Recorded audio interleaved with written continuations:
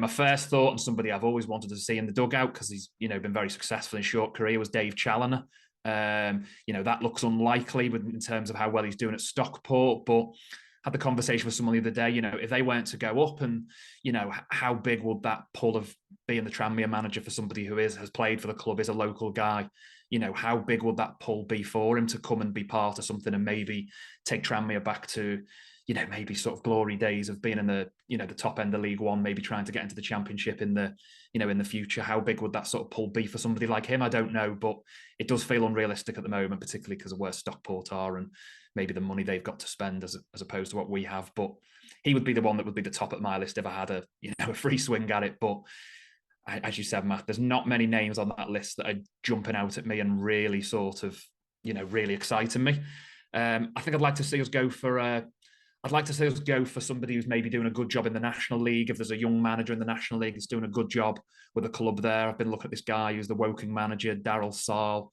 He's doing a really good job with them. I know he's a bit of a left field choice, but somebody like of that ilk I would like to see come in, as opposed to, when we've gone for like a Keith Hill or a Mickey Adams in the past, the ones that haven't worked out, we've sort of gone for experienced managers sort of, on the way down. I'd like to see us maybe go for a young up and coming manager, but someone who's got a bit of a pedigree for doing well, not like sort of Forest Green have done with Duncan Ferguson. I'd like to see us go for someone that's maybe got a little bit of pedigree and done a good job somewhere else. If they did go for someone like you mentioned down at Woking or National League level, that would be a completely left field and very un-Mark Palios-like appointment, wouldn't it? Because if you look at all the managerial appointments he's made during his time as Tranmere chairman, he's always brought someone in who's had experience of success at that particular level before. So Mickey Adams obviously had success of getting, I think it was Port Vale promoted from League Two, didn't he, into League One. So he brings him in when Tranmere are in League Two. He then appoints Gary Brabin the following year, and Gary had experience. I think he'd got Luton into the playoffs. I don't think he'd been promoted from that division, but he'd certainly got Luton into the playoffs of the National League. So he knew the National League, and that was something that was very important to Mark, quite rightly, in my opinion, bringing in someone who knew the National League. When Gary leaves, Mickey Mellon comes in, and Mickey had obviously been promoted through the National League steps, really, with Fleetwood. When Mickey leaves, Jacko gets the job. I suppose Jacko's the outlier a little bit here, Mike Jackson, because he hadn't been a manager of note with success at that level, but he had been Mickey's number two. So there was the continuity kind of point of view there.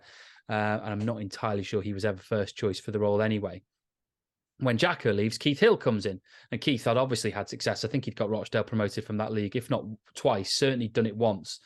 So he had success at that level. And then obviously Mickey comes back when Keith Hill leaves, and Mickey, we know, has been promoted from League Two on 2 occasions with Tranmere and with Shrewsbury. So Mark Palios is someone who, when he gets his appointments, or when he's looking for his appointments, he likes to find someone who's been successful at that level previously. And I think that's why someone like Dave Challoner has not got the job before, is because I think Mark has looked at him and gone, well, he's got the experience of winning promotion from the National League North or from the National League, but he's not done it in the Football League, and that's counted against him, rightly or wrongly. So history would suggest that if there is an appointment who's to come in, it's very likely to be someone who has won promotion or had a degree of success in League Two before. Yeah, I think Mark Palios gets a lot of stick in terms of his record for hiring managers, because if you take the first spell of Mickey Mellon out, he's made some pretty, you could argue, poor decisions with regards to manager.